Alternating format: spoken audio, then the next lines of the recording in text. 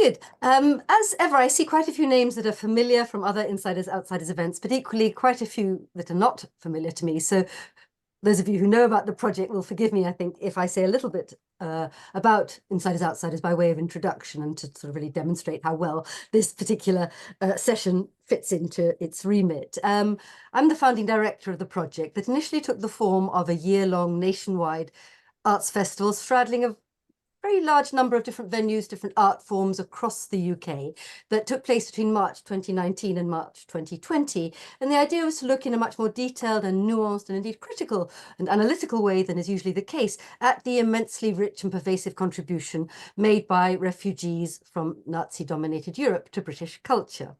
And then, of course, COVID hit, and I sort of count my blessings that it happened, if it had to happen, that it happened when it did, because the obvious thing was to go online. And as many of you will know, what has happened since then is that the project's been given an unexpectedly rich and rewarding afterlife, though I say it myself, in the form of an ongoing program of online events on Zoom. And we have a YouTube channel, and this session tonight is being recorded, and will be uploaded onto that YouTube channel. I'll remind you of that later on. So if you could also please make sure that you remain muted throughout, that would be very helpful. You all know the ropes about Zoom. I'm not going to go into details except to say that please, if you have questions and comments, type them into the chat in the first instance. We've got two speakers, as you can see, tonight talking. First Nick and then Simon, and I hope there will be ample time for interactive sort of discussion and comments afterwards. So without further ado, let me introduce you to the first of our two speakers, Dr. Nick Warr. The subject you already know, Walter and Rita Nurnberg. This was prompted, I will just say very briefly that this whole session was prompted by a very unexpected encounter I had with the wonderful exhibition that is still until mid-April on at the Norwich Castle Museum. And I do urge those of you who might be in a position to go to Norwich, always a pleasure, in my opinion, to try and take in the exhibition if you possibly can. It's not travelling, I don't suppose, is it? There are no plans. No. No. Anyway, so until the 14th of April, but I was there in Norwich and I discovered, much to my delight, that this exhibition was on at the same time, because I'd come across Walter Nurnberg in the course of my researches and interest in the Reimann school, about which we will hear much more. And I should perhaps just mention that we have Sue Breakel in the audience, at the risk of embarrassing her, but she was actually one of the speakers in a session that we actually organised specifically about the Reimann School, which is on the YouTube channel. So you might like to pursue that at a later date. So Nick first. Nick is a lecturer in art history and curation at the School of Art, Media and American Studies at UEA, the University of East Anglia in Norwich. He's also curator of photographic collections, the course director of art history and world studies, and academic director of the East Anglian Film Archive. You are clearly a busy man, Nick. So with great pleasure, I'm going to hand over to Nick to set the ball rolling. Well, thank you very much. And thank you very much for the kind invitation. And obviously to maybe apologise to Sue on the outset for seeing one or two of her pictures from her talk. So, but, you know, it's so we'll get to that later on. So if I just share my screen now, I'll give it to you a bit of the... Okay. Right. Can everyone see that? Okay. So what we'll do is, first of all, is just to give a bit of a plug, as Monica did, for the exhibition. So this is the opening image for it. It's currently on until the 14th of April in 2024. It started back in October on a very wild and windy night. It is another picture of it here for you. One of the largest photographic exhibitions held in the region. There's just under 170 framed works, which for any photographer is a bit of a record. It's, as you can see here from this shot, it's kind of deviates a bit from the usual photographic exhibitions that are hosted in the castle and in the Sainsbury Centre, which is our other kind of like site for photographic exhibitions in Norwich. And also deviates a bit from the usual photographic exhibitions that look at local industries or kind of like, you know, the heritage of the area. So just going quickly through through what the actual exhibition at the moment includes. So it is based on photographs taken by Walter Nurnberg and printed by Rita during between the period of 1947-48 to 1958. So a kind of a 10-year period that covers the kind of like the instigation and development and kind of like the large, most creative period of what Walter would call industrial photography.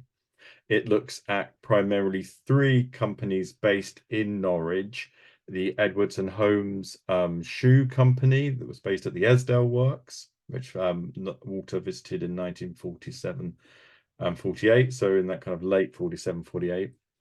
Boulton and Paul Riverside Works. Boulton and Paul was one of the large construction manufacturers, which was very instrumental to the British war effort. They had a very large site along the river that kind of runs through the centre of Norwich. They were primarily manufacturers of constructional steel. Boulton and Paul had made its name in prefabricated buildings previously. They spent the war making like everyone's kind of air raid shelters. They also had a wire netting factory as well. Norwich, as we discovered, is the home of wire netting because of its traditional industries of kind of worsted and silk weaving. It developed the machine that created wire netting. So wire netting was one of the kind of the great exports from Norwich from the late 19th century into the early 20th century. Boulton and Paul also had a very large woodworking and joinery factory as well. So in fact, there's three factories within the Boulton and Paul site. And then at kind of like at the other end of the spectrum of industries is the Mackintosh-Caley chocolate factory, which is based in the centre of Norwich. And in fact, unlike possibly other cities that are identified with one single industry, off the top of my head, maybe thinking Sheffield and steel or automotive in Coventry and Birmingham, what characterizes Norwich is actually the kind of variety of industries within the city. And because of the medieval kind of wall that kind of rings the city and also its positioning within Norfolk, a lot of the industries themselves are based within the city centre as well, which meant that during the bombings of 1942 onwards, that it caused kind of catastrophic damage, not just to the kind of the factory sites, but to the kind of like the surrounding residential and other buildings in Norwich as well. So it was particularly badly hit. The photographs that Walter took, we've kind of retrospectively worked out are related to this rebuilding of Norwich to try to think about. And there's an underlying question, of course, that kind of like is the kind of like a base note for all our research is why exactly was Walter doing this? A lot of the images don't turn up in advertising. They don't turn up in kind of the brochures. Some do, but it doesn't seem to be their kind of primary function, considering the hundreds and hundreds of photographs he produced for each site. So 1947, 48 in Esdale Works, you're looking at the kind of the rebuilding of the factory site because of how the repayments for the rebuilding from the Labour government were for the factories. You had to rebuild your industries on the same site. So 47, 48 see the rebuilding of the Esdale Works, and they're kind of like retooling after the war. For Boulton and Paul, 47, 48, it was the kind of once again, the retooling into peacetime work. It was going into that massive kind of reconstruction boom. A lot of the iron work that you see in the photographs is very much destined for the rebuilding of, bus depots that were destroyed and train depots. So very large kind of monumental kind of engineering sheds. And with Mackintosh-Caley's and the Chapelfield Works, Walter visited twice. In 1950 initially, we don't have many of those photographs. I'll mention that later. But in 1958 as well. In 1950, it was about the kind of the sugar coming off rationing and Mackintosh-Caley going back to kind of full production work. Not if you don't know it, Norwich is the home of sweet lines like Rolo's and Munchies and Quality Street. So that all of Norwich used to smell of chocolate immediately before and after the war. It's something a lot of visitors to the show kind of like tell us, which is really interesting. And in 1958, the photographs that we have on display in the exhibition covers a period where a new production line was coming in. A new type of production line that enabled them still to do very fine kind of high-end fancy chocolates, but in a kind of like a mass-produced way. So Walter is kind of like invited, well, invited is a kind of slight, Walter invites himself most of the time to come and to show his work within the areas. It's like an interestingly complicated kind of story, which maybe we can go look at a bit more in the questions. And so it's during this kind of like period that he produces this work. So just to go backwards a little bit from the exhibition and to actually say how we came across this material in the first place, and to be honest with you, kind of me in particular and Simon as well, Walter Nurnberg wasn't a particularly familiar name for us. As the author of the couple of focal guides about lighting photography, we kind of like had a recognition of his name, but didn't know the extent of his practice to a certain degree. So when I was approached I just finished curating another exhibition in Norwich in 2019, and one of the curators of the Museum of Norwich, which is a smaller museum of Norwich industries within the city, came to me to ask some advice about the conservation of some photographs of a shoe company. I was thinking this is not, my particular kind of like area of expertise, but I'd come and take a look. And as kind of Monica suggests, COVID kind of interrupted our plans. And it was not until a year later, and many conversations over kind of like COVID distance dog walks, as we kind of lived near each other in Norwich, that I managed to actually go and see the photographs in 2021. And what we were actually what I was actually seeing first of all was not the kind of the photographs that I was expecting to see. Norfolk libraries and other kind of institutions have been very great about putting it online photographs from their kind of historic collections. And so we were all kind of very familiar of what old photographs of Norwich looked like, but these were clearly photographs of a different order. The album I was shown was handmade. It was made as a gift for a Christmas gift to the director of the Edwards and Holmes Shoe Company. From the Derrick's advertising agency, and it was handmade, it says in the first book, by the Nurnbergs. So we knew the name. And as you can see here, there is like, these are, as I said, not your usual photographs of Norwich factory shoe workers in particular. All the pictures are anonymous. The portraits, of which there is a dozen or so, are platinum prints, so already extremely high value prints. And so the album itself are all kind of like 10-inch kind of full plate, double plate prints of this. So it was like a very high production quality item. Within the album, I'd say there's about thinking about it, about 40 or so prints, many of which are in the exhibition. So the challenge for us making the show that the first challenge was to try to actually find out how much information we could about Walter Nurnberg. And so we went to Bradford, where it has the Nurnberg collection. And we were expecting to get all our answers from there. And even though they have like carefully stored all his negatives and everything, they weren't able to provide us with much more kind of information than we already had. We were also expecting to find lots of prints, but they only had a few. So it was kind of by chance or serendipity that the people who actually initiated the museum in Norwich were actually the shoe companies. So a lot of the papers that went to the museum as a kind of founding collection, along with all the objects, these were just bundled in with it. So for years, they had just been labeled as miscellaneous kind of factory or workers' photographs. So we were kind of like thinking, oh, what to do with these photographs and looking for some more. And we thought, Simon and I, that we would encounter lots of Nurnberg photographs and prints, and obviously online. Bradford had digitized for as part of their kind of commercial endeavors, some of Walter's work. So we had an idea of the breadth of kind of his photography in Britain after the war, but the actual kind of details about his practice were quite scarce and quite difficult to put together.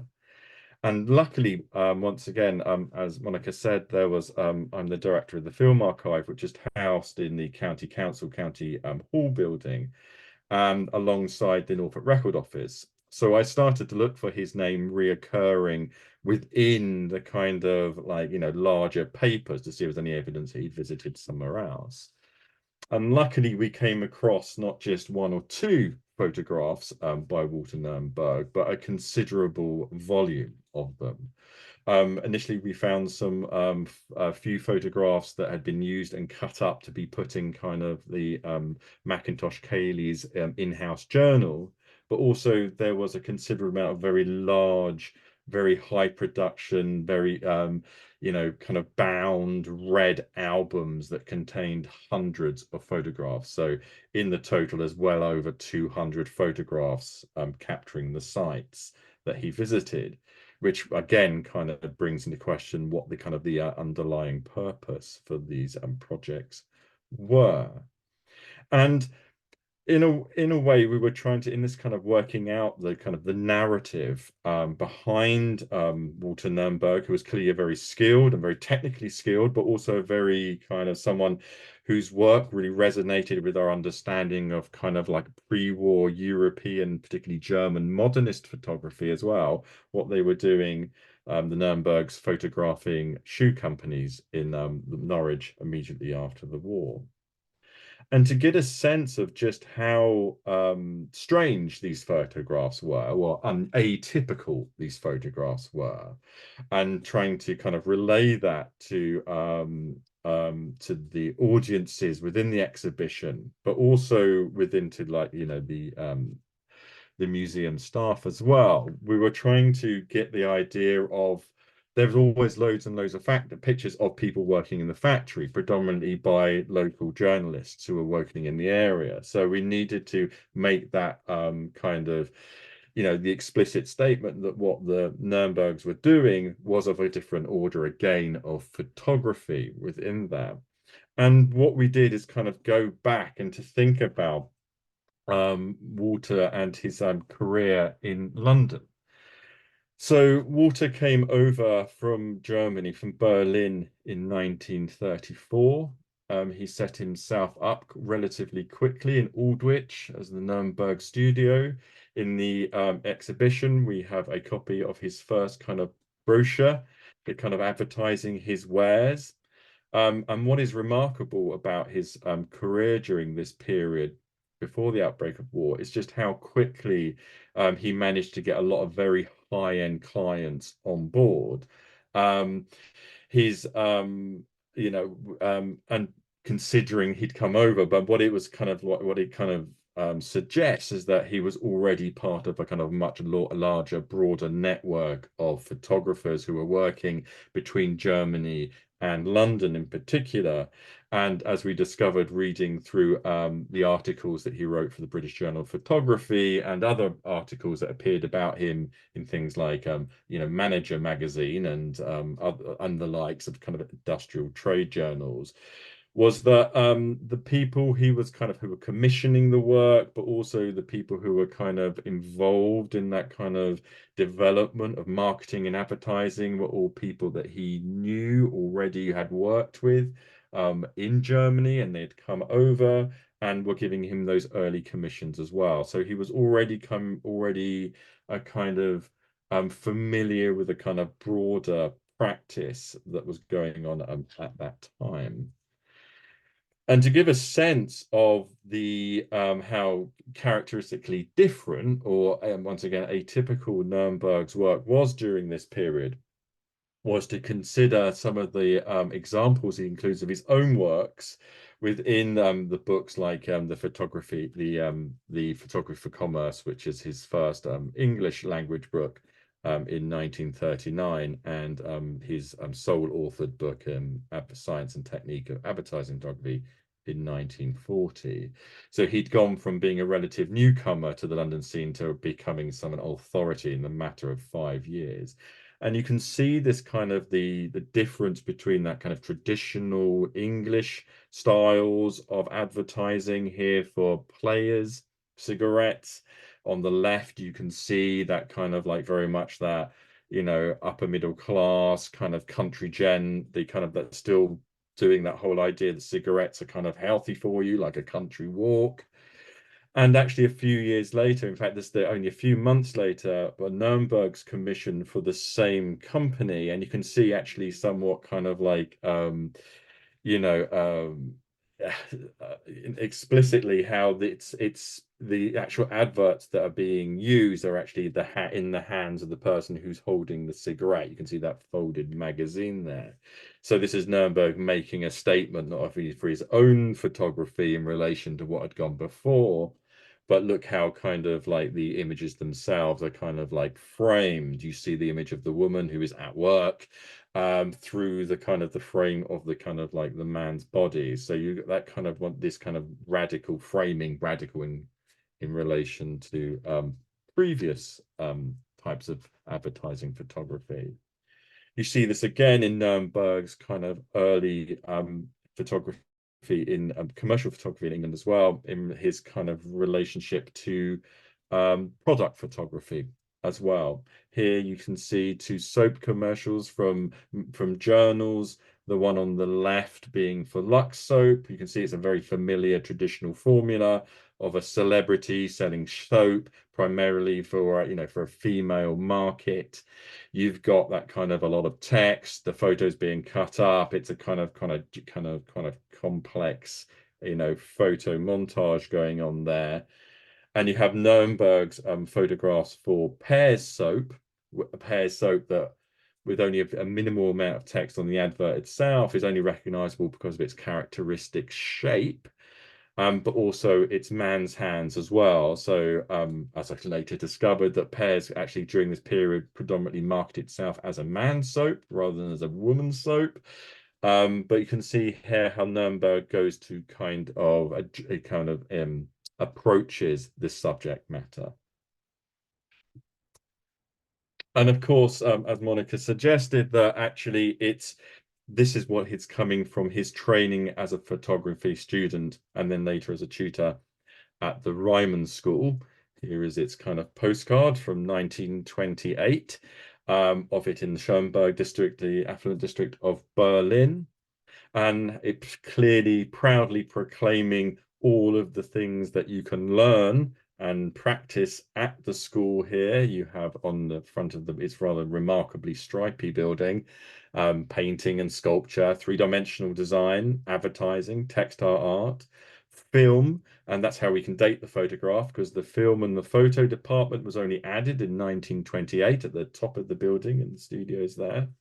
You've got stage design, shop window design as well. It's the Reimann School was a pioneer in teaching and developing the idea of shop window design as a subject and topic for education, and also decoration and other kind of workshops as well.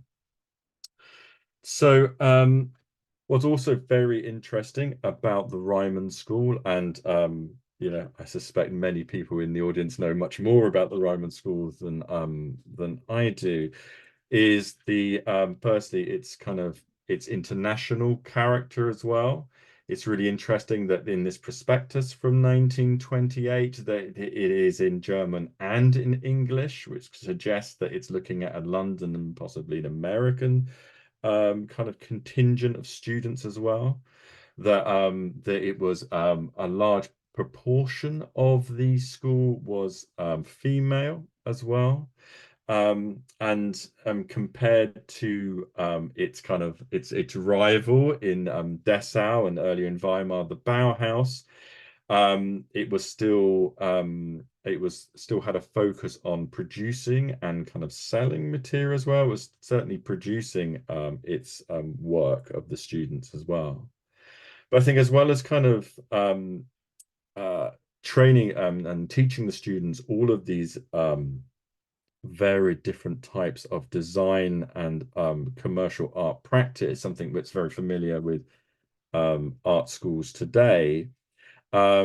You get a sense of also that reading the material around it, that actually what it was also training the students to do is their kind of their business acumen as well, about not only how to present their work, but also to find a market or develop markets for their work, which comes into kind of like prominence um, for Walter after the war. And here you can see in their in-house magazine Color and Form the kind of the type of stuff that they were doing within their kind of like fashion and design courses.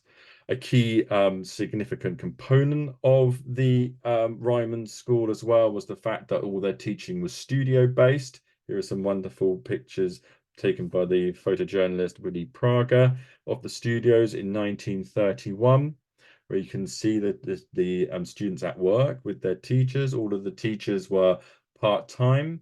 There was, I think, approximately 31 teachers in 1927 and 1,000 pupils in 33 different classes. A lot of all of the teachers had to be obviously in work as well, so they were all practitioners as well.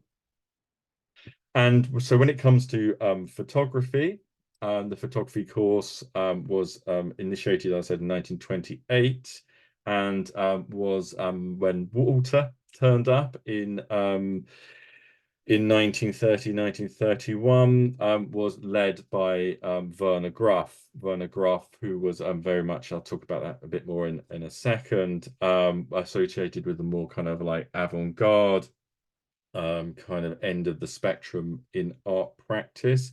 Here is a wonderful photograph of Graff in 1930 in the Reimann School, which is part of Prager's suite of photographs. Werner Graff is always a very easy person to spot in photographs with his hair, but also, you know, he starred in Hans Richter's films, so he was quite easy to spot. And I like to believe the person on the far right is in fact Walter Nurnberg, but Simon is yet to be convinced of that as well. Nurnberg had initially trained to be a musician and then followed his father into banking. It's through a kind of a strange story of him doing the Reimann School's books that he decides to take up a creative industry again and enrolls himself in the photography program of that. We can talk a bit more about that in the questions. And this is to give you a sense of Werner Graff's and his background, particularly in relation to the avant-garde at the time. And you can see this is very much a kind of like, this is him in 1922. So Walter is getting training at the Reimann School, and he initially enrolls as part of the commercial graphics and decoration course in 1930.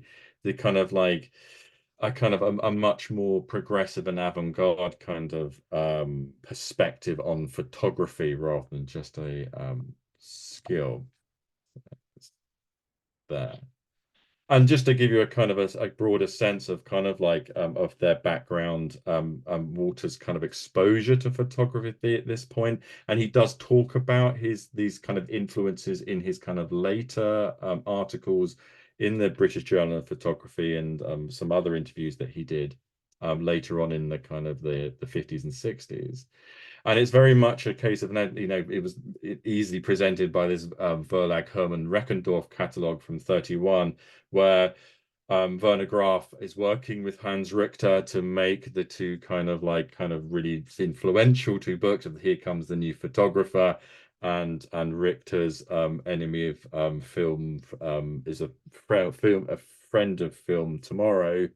But also you get the kind of the really important influences within Walter's work of Renger Patch, and so you can have exposure of iron and steel, his book there, but also with the Hermer Lursky as well. And you can see obviously from the very first slides I showed you of Walter and Nurnberg's pictures of this factory workers, you see that very strong influence of both Lursky and Renger Patch in how Nurnberg kind of sets up and frames and goes about his photography. He does talk an awful lot about Lurski and Werner Graff in his subsequent work. And in the earliest publication that we found of Walter Nurnbergs, which he co-writes with Werner Graff and is published in Berlin in 1932-33, you can see already in his very kind of early practice the kind of the influences coming through here with his portrait of the girl and the his close-up of the gears of the small hand drill, also from 1933. So rattling through it all. So this is the images courtesy of the University of Brighton, their fantastic talk, which you can watch, and was very helpful to us when we were kind of researching the background to the show.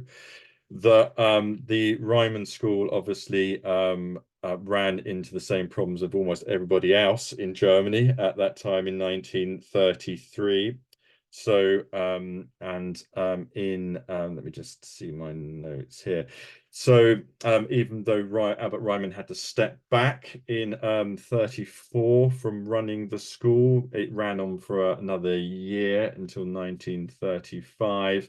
And then the actual building itself that we saw in the postcards itself was destroyed in 1943. As we know from the previous talks, that it relocated to London with the son Heinz Reimann, and opened up in 1937 here in its kind of like wonderful new building. And here are some more photos of that from 37, when you can see the Stanley Hall, Easton and Robson architects, who were the architects of the British Pavilion and the New York World Fair as well. What a striking building it was. In 1939, the outbreak of war, obviously the building is shut down, it's seized, all the documents are seized, and that's why we have very little left of the Reimann school's kind of documentation. But also you get a sense of actually of how much was lost within that institutional history. But also the building itself was destroyed by bombing in 1934. So the Walter had come back and was lecturing part-time, primarily in portrait photographer. One of his famous students was Agatha Christie, who writes about her time with Walter at the school as of during his photography classes, and how she was made to go up ladders and take lots of pictures of objects from very peculiar angles. So that's a kind of like an amusing read if you've got 5 minutes to go through that. Lots of historical inaccuracies. But with 1939, obviously being German nationals, the cameras were impounded along with all the documents, and so they could no longer work. Throughout his period in London, Walter Nurnberg was living with the Kern family in Hampstead or Finchley, depending on which bus you get on and off of. And you can see from these internment refugee cards that he was living with the Kerns there, and the head of the household was Johannes Kern, or John Kern. John Kern is down there as listed as the commercial manager of a commercial studio. That studio, by the address you can look up, was G and Watson Limited, who were a commercial studio and process printers. So they did the printing for kind of like magazines and for books. It was during this period here that John Kern had a daughter called Rita. She did the one thing that I suspect she wasn't allowed to do and fell in love with the lodger, who was Walter, and they got married. They got married in 1941. Walter joined the Pioneer Corps in 1940 and served until 1944 and got his citizenship after that. Baby Monica, their first daughter, is born in 1942. And it's during this kind of like this period of him coming in and out of the armed forces that you kind of get a sense of Walter not wanting to go back to the commercial marketing photography that he had done prior to the war. And this is interesting when it comes to the point of the influence of Werner Graff here, more maybe through than stylistic work, but actually Graff's kind of pragmatic approach to using kind of a radical photography to like in different forms. Graf did lots of stuff as well as kind of teaching photography and doing the design books. He ran a driving school, for instance, for a period in 1925-26. He also wrote a book about how to drive a car, which he made pictures for. So he did a lot of kind of like using photography in a kind of pragmatic, kind of pedagogical way. He kind of developed a very interesting kind of way to kind of make these kind of training or teaching books using photographs. That kind of those radical lessons from the style and the Bauhaus. For instance, in 1932, he wrote a picture book for children to learn photography. And as you can see, you know, from the layout as well, you get that kind of sense that he's kind of like subversively showing this kind of radical practices, you say, in secret there, and all these different ways of you can use a camera in the guise of a children's book. And in a way, Walter Nurnberg, when he kind of comes to redevelop or reinvent himself as a photographer after the war, does something very similar in his first book that he produces after the war, The Baby, the Camera, the New, which he co-makes with his wife Rita, who is also a commercial, is also a professional photographer. She works within the firm that her father works. Her brother, who also lives in their house, is also a commercial artist as well. So it's a family very much part of that group. And as you can see from that photograph, once again, that's not your usual baby photograph that he's talking about here. So even with this kind of like literally these baby steps into a new type of photography, he's still bringing those lessons that he learned pre-war. And so on my last slide there, and apologies for that kind of whirlwind tour of that, and I kind of, this is the bit where I hand over to Simon, this idea of this development of industrial photography. It kind of like echoes back the kind of work of Graf was doing in that kind of pre-war period. Graf himself had done a selection of studies of workers in Germany, for instance, the baker in 1934. And in this magazine cover for photography in 1947, which is one of the very, very first photographs to be labeled industrial photography by Walter and anywhere else. It's a really interesting kind of combination of not just Walter's skill, which the narratives about photography are full of, and his work, but also in terms of Rita's skill, who did all of the processing and printing of his photographs. But also, you can see the bottom there, the advert for Block by G and Watson. This is the firm that she was also the process printing work for as well with her father-in-law. So deep breaths. So I can, hopefully that made some sense as I rattled through it.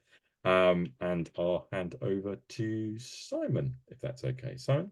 Okay, thanks. I'll Simon, try I think now. I should introduce you first, shouldn't I? Let's Yes. very quickly, very quickly. Thank you so much, Nick. Lots of interesting things to pick up on there if there's time. So, Dr. Simon Dell, second speaker, an art historian who taught at UEA for many years, or over 20 years. His key research interests include photography, of course, with special reference to France, Germany, the Soviet Union, and the United States, and the relationship of the visual to the political in interwar Europe. So, without further ado, it's my great pleasure to hand over to Simon.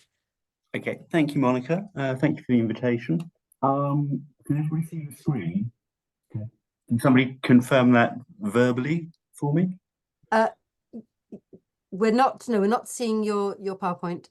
Oh, well, that's rats because I'm seeing it. So let me come out again. Come out and go to share screen. Yeah. Bear with. I always hate this moment. It's one of the reasons I gave up teaching. Okay, what have you got now? Yes, all good. Just go full screen and then we're in business. Okay, it might take a moment to do that. How are we doing yes, now? all good, all good. Excellent, thank you for that. So I don't have a title because this is really intended to continue directly from what Nick was saying. And what I want to do just briefly now, given the time in the second part of the talk, is focus on the nature of Walter and Rita's imagery of what they thought industrial photography was. So I'm now going to take the story forward into the post-war period. And to anticipate the argument, I'm going to suggest the kinds of image that you're looking at here are, in some respects, they are crafted images and they are images of craft. And I'll spend a few minutes trying to explain what I mean by that. But just to be clear, first of all, about what we're looking at, these are not documentary photographs under any normal description, which probably most of you will just sense from looking at them. The working process was that Walter would devise a shooting script before visiting the factory. Production would shut down for the duration of the shoot. The people involved, these people I'm sure did do varnishing and hand finishing, but what you're seeing is them paid to come in on a working day when they would be directed, not by Walter, apparently, we've learned recently, but by the foreman on the floor, to pose in a certain way, and then they would be lit, normally at least 3 light sources, very powerful lamps that you wouldn't run, you couldn't run from a domestic, you couldn't run them in your home, and so Walter had to commandeer the electricians of the factory to help, organize each of these photos. So they're not documentary works, despite the fact this man, amongst other things, did varnish and his gestures are those he would use. So the question becomes, well, what is it that we are looking at? And that's what I want to think about a bit. And to do that, I need to think a little bit about the post-war moment, to think about the role of industry and work in Britain after 1945. But you can't really do that, I think, without, oh no, why is it not? You can't really do that without thinking about the interwar period and, put very briefly, a certain kind of nostalgia, although that's a problematic term, for what was sensed to be a vanishing world, an older England, and a lot of the discussions tended to focus on England and rather forget about the other nations in the United Kingdom. And a number of books, as I'm sure you're aware, are published in the interwar period, probably the most famous are Morton's In Search of England, and perhaps Priestley's slightly later English Journey. And this sense of England had its own imagery for reasons of concision, or if you prefer, for reasons of laziness. I'm going to represent that via picture post. And this is from one of the very earliest numbers, if possibly even the first number of picture post, which records the life of the village, and you probably can't read that, but the sense also that this ancient way of life, so they describe it, is changing. That sense is accelerated by the Second World War, of course, and not only, but perhaps not least, by the various bombing campaigns. But it's only part of the story of industry. So you can see here in 1946, there's a recognition that British industry was in crisis. It had been in crisis before the war, obviously during the 1930s. The view from the Beveridge Report onward, from 42, 43, was that conscious planning was needed. And therefore, if in one sense you have an England disappearing, there is also an opportunity to remove the practices that were failing, if had not already failed, and as you can see in the lower image, to take the opportunity to modernize. And I think you could think about what Walter and Rita Nurnberg are doing in terms of this relationship between a sense of a desire to conserve a sense of the British worker, and also a recognition to for a need for modernization. And part of their role was to celebrate that, but to strike a particular kind of balance.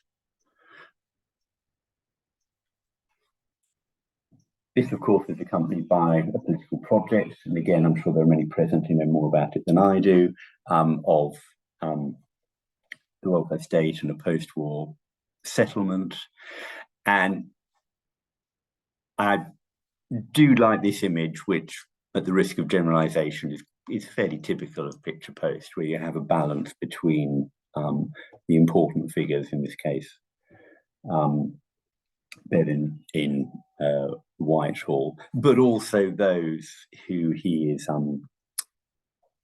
benefiting, who are workers here presented as types with their attributes. So if you're a coal miner, you need a helmet. If you're a farm worker, you need a hay fork, and so on. And this does bring me to the Nurnberg's work. And there is a relationship, I think, between these kind of heroes of the home front presented in picture post and the way in which Nurnberg presents his portraits of workers. Although I think I could sort of make a defense for Nurnberg's work being much more thoroughly going within a portrait genre. So what kind of image is it? What kind of image of work and the worker do the Nurnbergs provide? Again, I need to take a quick step backward. They certainly weren't the first to produce images of workers. And again, this is a staple of picture post. And I've got quite a terse caption here, but of course most of you will know that in the context of Monica's series, that picture post, the first editor was Stefan Laurent, who's Hungarian. These photographs by Kurt Hutton, whose name wasn't Hutton, it was Hupfner, and he was German, or from Alsace, German. And so the Nurnbergs fit into a sort of a broader context of the impact of various very talented and creative people coming from continental Europe to England after 1933. Again, though, despite the fact these figures are named, I think they're presented largely as types or of a certain shared identity, not necessarily straightforwardly a class identity. But I think the Nurnbergs were taking this kind of established imagery and reworking it in the post-war period, because obviously many things had changed. So if we compare this image, which is from the construction engineering at Boulton and Paul, of a slinger, you can see the job is to help with the craning of these very heavy materials. You can make a comparison with Stuart Bale, who's an important photographer, but interestingly, unlike Walter Nurnberg, really based and focused in Liverpool and not moving from site to site. And the differences between these images, I mean, the similarities should be clear enough, but the difference is also the slinger is the relationship of the figure to the frame. It's given a greater presence. Profile turned that little bit toward the camera as opposed to away. You can see his clothes, but they don't emphasize the, the dirt and the difficult working conditions that are very clearly evident in the way the tunnel worker has been lit and photographed. Well, photographed with flash, but the result is there. So there is an established imagery. It's not quite straightforward how images of workers are used in the 1930s. I certainly wouldn't want to leap to conclusions. Sometimes images are to represent types, or they're to figure social problems or conditions. I wanted to show you this example by James Jarche because it was used uncredited in Orwell's Road to Wigan Pier.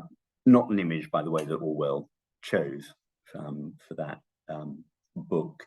And it's mentioned briefly in Jarche's autobiography, where he talks about photographing in the mine, but talks about it in terms of a photographer's feat of using flash underground, but in such a way that there was no danger of explosions and so forth. So it's made into the images are made into a photographer's anecdote.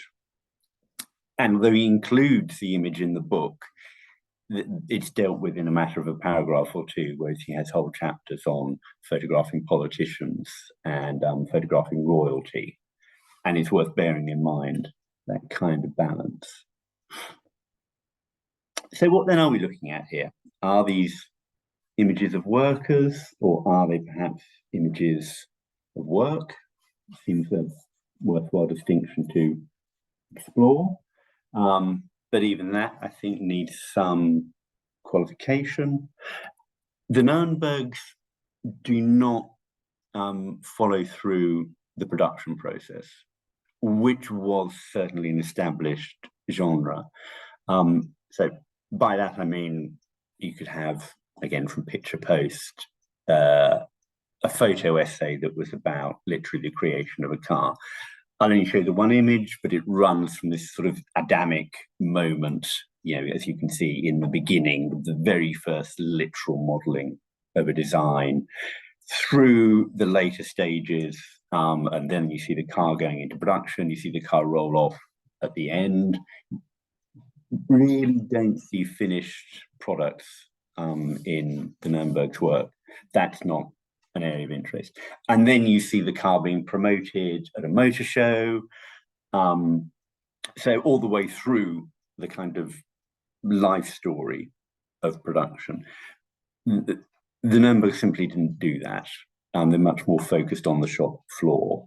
So it's one particular kind of focus on work and productive work.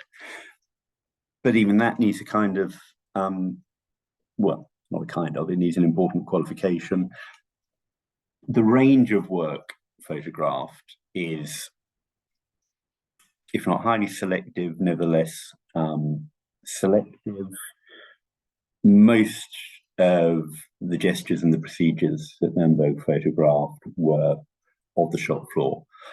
An image such as the one on the left, where you see somebody translating a design in a pattern loft over into what's going to be, as you can see, laid out to then be made. Even this kind of image is relatively rare, but at least it's within, you know, the factory as a site. And again, I'll compare that with an essay from Picture Post. This is about the dress for Elizabeth when she marries man become Prince Philip.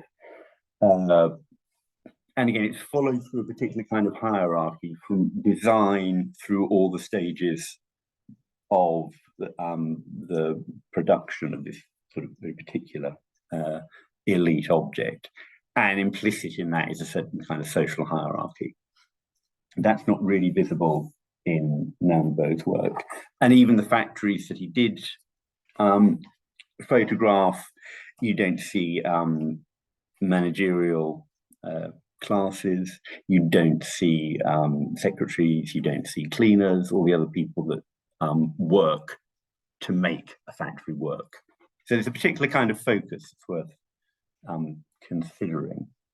Just make a few final points about that. Equally, Nurnberg doesn't tend to show work as a collaborative process. This is one of rare. There are some shots of more than one person working together, but the photographs aren't the division of labour, as one might think of it. So they don't show the forming of a certain kind of social identity, which again could be a class identity. And it is worth saying that the final prints, which, as Nick said, are Rita's work, differ from the negatives, as you can see here, in that quite often the working environment is literally occluded, which makes the photographs very dramatic. It gives you a focus on the workers and the gestures, but it is the case that what was a site for political struggle, certainly in Germany at the point when Nurnberg was training, I'm showing you here, you can see the work photographer, a journal which was encouraging was formed, as you can see, as the organ of an association which was encouraging workers to use the camera in political struggles. That sense of using the photograph to document the workplace is quite other than the sense in which Walter and Rita were using photography. So, by way of a conclusion, very quickly, I'm aware of time. What then are we looking at? Well, we could say that, as I suggested, these are images of people engaged in a craft, which is an interestingly ambiguous term. The celebration of the English workman as representing a continuity of traditions in a time of change was important, and you can see this is a very particular date here, April 1945. This issue was Picture Post, and I think you can see the Nurnbergs working in this vein. Sorry, I had to take all these photos from a very careworn run of Picture Post, so it's in pretty bad condition. And this is the page opposite. And as you know, the work of a picture editor is not just to coordinate one story, but to think about the issue as a whole. And I don't think it's a coincidence that you have a relationship between the craftsman with that spar and the conductor with the baton. We're meant to think of an equation here. And I think that kind of equation is also present in the work of Walter and Rita. I don't think it's too far-fetched. I think that the photographs, and Nick's already shown one of these at the Reimann School, show people learning sets of practice skills. And I think one of the things that Walter got from the school was not just the technical training or the ability to engage with people like crafts, it was also to be in an environment where you see people learning these skills of motor control and manipulation. And this is my final slide. I think the kind of scale and cropping and focus of a lot of the work that Walter and Rita produced in what's probably, if you like, their strongest period, seems to derive from this lesson they learned very early on, and Walter in particular, of how to present the value of work.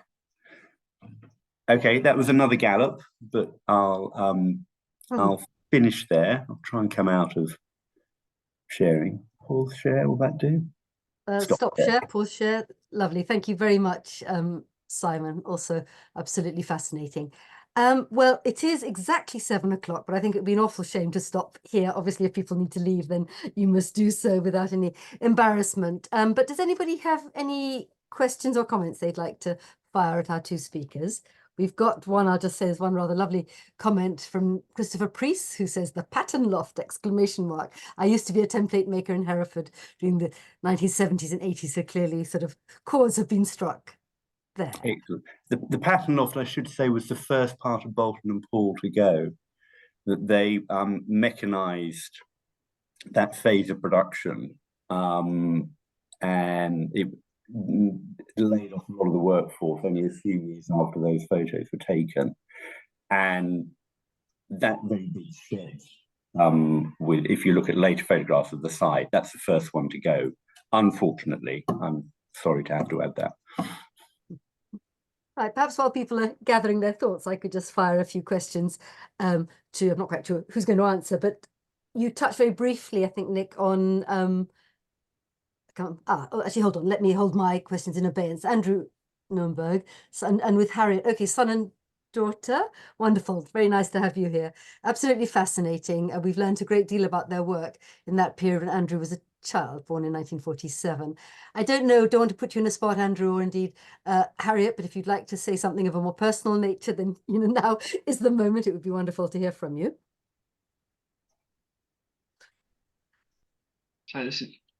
Yes, do you want to I can have you got your camera on? Yeah, I think we're Yes, there. lovely, wonderful. Let me spotlight you as well. So you actually probably don't want to see me at all. Oh, I think we probably do. No. But this was a really interesting expose. Thank you so very much, Simon, because And Nick, yeah. of course, I grew up seeing so much go on when I was a kid. I was born in 1947. So I would see my father nip off down to St. Pancras or King's Cross with his 3 Rolleiflexes. I don't think he had 3 in those days. I think he only eventually managed to buy himself a telephoto lens somewhere later. So he had a wide angle and a regular Rolleif. And he literally took all his equipment, including vast spotlights on stands, down to the station, King's Cross or St. Pancras, and then would go up somewhere north of London, I mean up to the north, to factories and or Norwich or wherever, and would take photographs at the behest of companies who wanted advertising material. And I was always very impressed when this chauffeur would come. I mean, we did not obviously have a chauffeur in our family, but a chauffeur would come to take all this stuff. And once or twice I would go with my father down to the station just because it was such, a big treat for me when I was, a kid. I want to say, actually, going back to something that Nick said, well, Simon too, first of all, we actually have never known when exactly Walter and Rita met. So that's fantastic to know more about. Thank you One very who much. gets to ask these questions when they're still with us. But secondly, that question you have and you've raised, I don't think we've ever heard any family history about who was commissioning or to what extent they were doing all that work in Norwich on their own, out of their own interest, because your assumption was always it was commissioned. Nick, do you want to say something about that? It's quite a complex. Yeah, it's a really interesting way. He had there was an interview with John Barmas in 1952, who he'd known Walter from Berlin days and was a commissioning editor for a lot of his early work. And he explained how Walter and Rita would go about it. And he would basically invite himself to do exhibitions at local museums and at local libraries, and he would put on pop-up one-man shows of his work and then invite all the great and good of the area to a drinks reception. And so we have kind of evidence of him doing this in Norwich a few times, and basically everywhere he would go, there's photographs we found in the in newspaper archives that he would be turning up at the town hall, putting up his exhibition, getting in the paper. One man puts on photos of local workers, and basically drum up trade that way as well. So it was a kind of, he'd get the commission, but he would work for it really deliberately by kind of, and then go back to places that he'd worked before. So that's why he was coming back to Norwich and putting on shows. And I think in we find out that between them, and there's some really beautiful pictures of them like choosing photos for their exhibitions that were sponsored by Ilford, because he used Ilford materials and films, so he got a lot of the stuff paid for as well. A kind of a way to, you know, just not just, you know, persuade people, but they needed hundreds of photographs of their factories and to shut down their factories and have them taken, but the actual need for those portraits at all. And so it was it's a really fantastic story. We've discovered this, the industrious nature of them running out, you know, running this business from their house, and how it's amazing to hear you talk about going on the train and with all the lights, because we've got pictures. We couldn't work out if he'd rented this material, the lights, because who on earth would take them with you? He had them. We didn't have the lights. Happily, we didn't have the lights in the house. We lived in that little house. I think you've had an image of it in the Hampstead Garden suburb, little 2 up, 2 down, and a garage next to it in Cornwall Close. And the attic for developing. And yeah, and what I was just going to say. And so my father, so as I say, it was 2 up, 2 down. The front room was the dining room and the sitting room. The back room was my father's office. It was not a large room. I mean, they're not very big, those houses in the suburb. I mean, we're not talking about the Bishop's Avenue, we're talking about Cornwall Close. And in that room, he had a desk, and his secretary had a desk. She was called Mrs. Shears, and it was a rather cumbersome table, square, but with a little shelf underneath. So she could never get her legs under this thing. So she would sit quite far away, and her arms had to stretch quite far to get to the typewriter. And you know, and one of the great sort of images that I still have in my mind to this day was, of course, my father was very wary that something could go wrong with the developing. So my mother did all the developing of his films, and for every image, he took 2 spools. I forget now, you will know, is it 2.5 square or something? Those long strips of lest something go wrong with the developing and you'd lose that whole image. So he would do a second. And one of the great images, memories that I have, is just about to start with that, was him sitting in that room, the garden beyond, and holding up this whole strip of negs with a tiny magnifying glass and going through each one. And then he would say to my mother, "This is the one, print this one." Fantastic. I mean, it was. And then the work she did with her hands under the. Yes, and then she was always doing this. Yes. So if you Yeah. think he did good photographs, that actually was my mother. He just clicked. No, Right. it's Yeah. true. Well, her role's very important. That becomes clear. And when you see the negative. I mean, you really felt there was somebody who had a real ability to put shadow or cut something out. And what we're really super proud of is that actually they're her prints in the show. And so they're the prints from 1947, 48. And that we had to do a lot of persuading, because obviously it's on for 6 months. Photography shows usually on for 3 months because of conservation, and they the museum and the record office usually only show reproductions because they don't let the originals out. So we had to do a lot of persuading that actually it's, if you just reproduce them, you lose Rita from it. And so that that skill of the prints, and when you see them all, 170 of them in a room, you realize what a magnificent piece of skill and it is to do that printing, especially the kind of like the kind of the dark contrasts that Simon referred to. Got a date to come up to Norwich. Yeah. Yeah, I was about to say, please come. And Excellent. I wonder if I could just sort of interject there, because one word you didn't use, either of you, Nick or Simon, in your sort of analysis of the work as images, is the word formalist, because it seemed to me that they are, on the one hand, a fascinating insight into working practices in Britain at a certain point in history and in a certain place, but they also have a tremendously self-conscious, formal, aesthetic quality to them, which I think sets them apart from, indeed, the more, socially conscious work perhaps that you showed from Picture Post in particular. And it's neither a criticism or otherwise, but I think they do stand apart, and they are wonderful images, many of them. I wonder if I could just sort of shift the focus slightly, perhaps by way of conclusion, and maybe ask you, Andrew. First of all, I'm very curious to know, given the focus of Insiders Outsiders, the sense of dislocation, of uprooting from Germany or wherever in Nazi dominated Europe to this country, did your father talk about his German life, as it were, to you?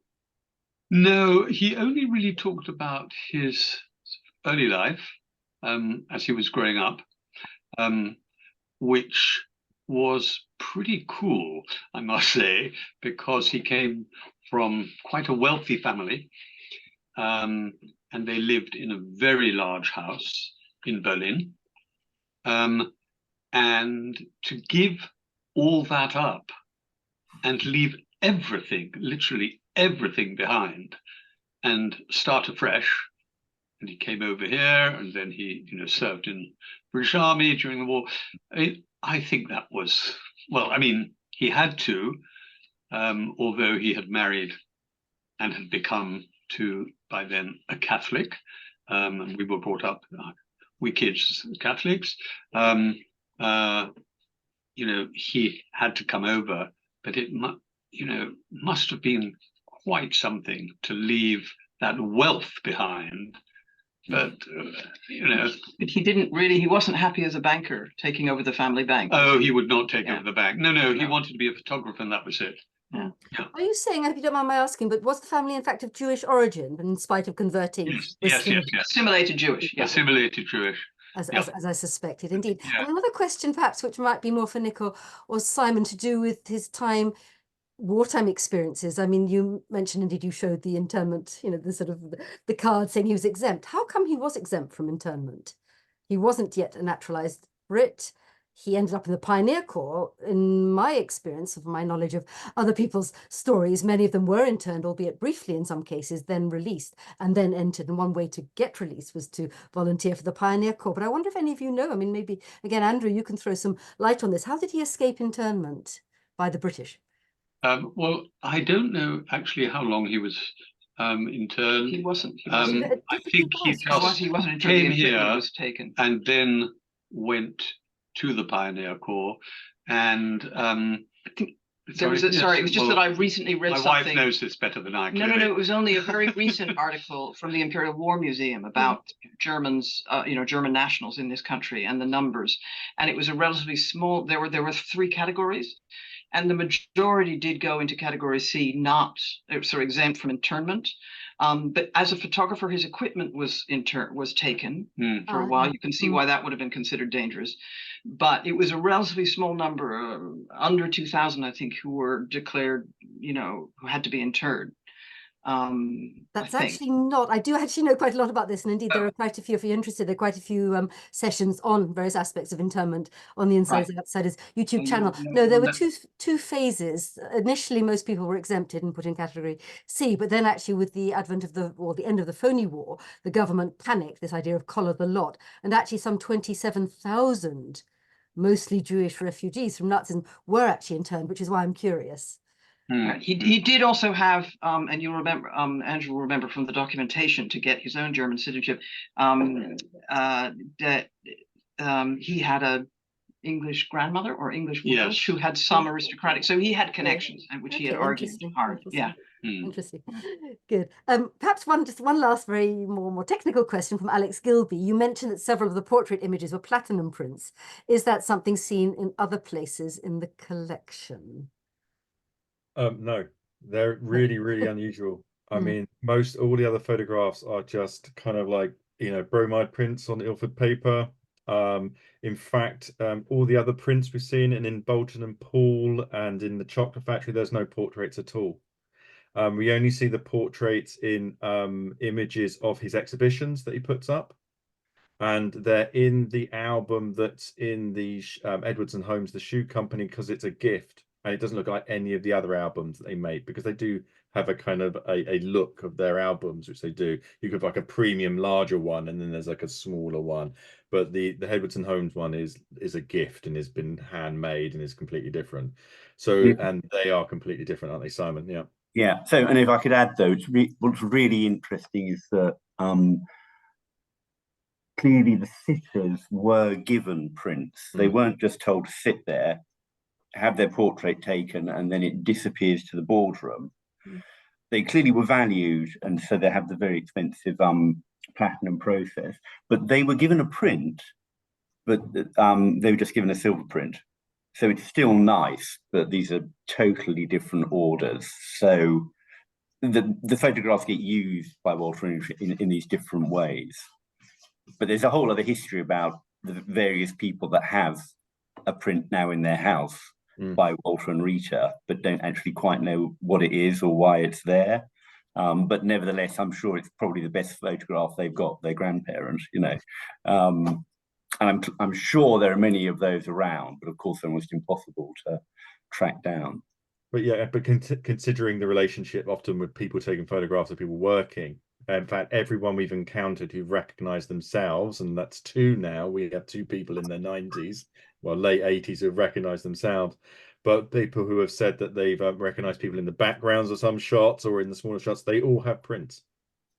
So if you were in the photograph in any shape or form, you got a small kind of like half plate print, you know, or if you're a portrait, you got a kind of like plate print. But yeah, so that's really unusual and really adds to Rita's workload as well, I'm thinking as well.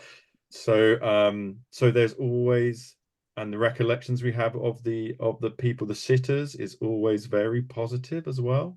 You know, there's a case of like they enjoyed it. It was like a weird thing happening at work that few days, and how it'd be like a bit of like a traveling kind of circus. We'd turn up with people and the foreman would be arranging everything. So yeah, so when we were talking to Margaret, who's the lady we saw in the very first slide of mine, who's making marzipan, she was like, you know, very happy to recognize herself, and that in a way the story is so sweet of them.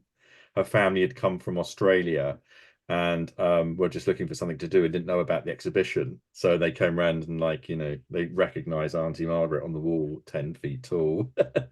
And so it was a wonderful moment of that kind of recognition, and people then bringing their stories and their own copies of the photographs into the exhibition as well. So it has a really beautiful kind of second life, all the images as well.